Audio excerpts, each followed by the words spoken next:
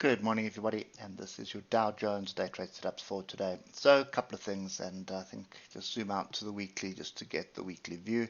We have a test of the weekly channel. We've got a weekly crossover of the moving averages. We've got a crossover and pointing up of the oscillators.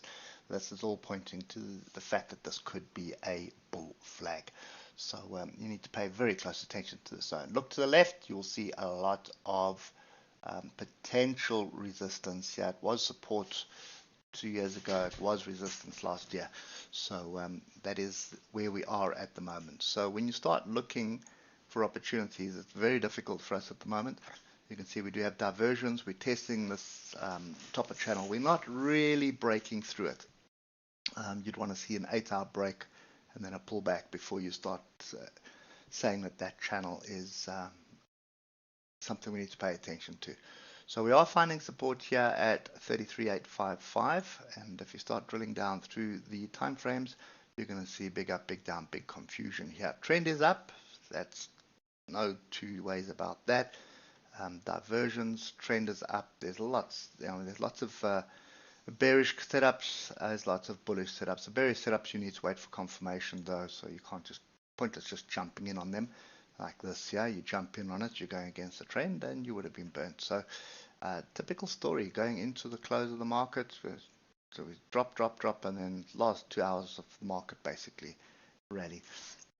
Typical of earnings as well. So, anyway, this to me is a leave me alone type situation. You can't really get involved in this. Look at this barbed wire, tails to the upside, tails to the downside. No idea what's going on.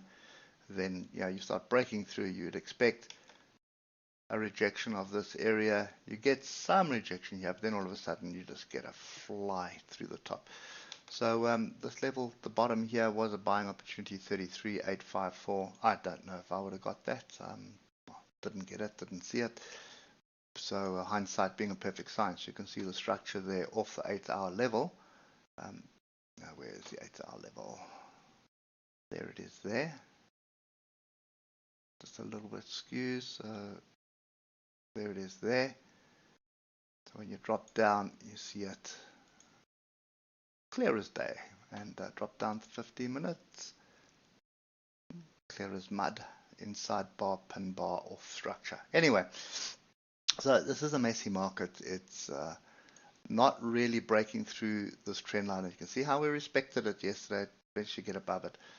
So I'm still very cautious at the moment, but the trend is up. There's no two ways about that. So you should be looking for opportunities to buy, and just following on that rationale, just get your levels in. So this area here is of interest, and then just get this zone here in as well. I'd actually just drop it a bit, get to the bottom there, so you can see all those tails there. So this would test the trend line as well. So it's 33,974, and this is the current one that we're looking at the moment, which is 3,400. So looking at the oscillators, I don't want to be jumping in long here. So I'd want to see what happens lower down. Now, just bear in mind that there is more structure further down here as well, and there are gaps. So there's a gap just below here. I think there's a gap open to the left. A small gap here that is open at the moment. So yeah, it's messy, guys, and I think it's probably safer just to sit back and watch what's going on.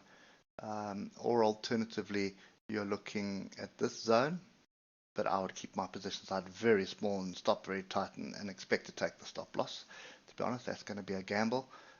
The other one would be further down here, 33,881 and 33,843. I'm treating this as a wide range, but the last 2 days we go nowhere during the European session. We fall during the open session, and then we rally going into close. So we're basically forming hanging men now. You see there, you can see the structure, and look at the oscillators here on the daily. So this is really looking like a flag. I'd want to see a deeper pullback, to be honest. Don't really want to be up here. So if it do start breaking below 33,881, then I would expect us to move to 33,596, and then you can start looking at these tails here for a deeper pullback. And a deeper pullback would really be really nice to come down into this area of 32,890. That would give everything a chance to reset and give us an opportunity to form a higher low inside the channel, and that's going to give you more confidence for a solid break. Anyway, I'm sit on hands. Don't like what I'm seeing here. Two hanging men inside bars flirting with the top of a channel and not really getting through it. So I'll just sit back and wait. Hope that helps, and we'll catch up with you tomorrow. Cheers for now.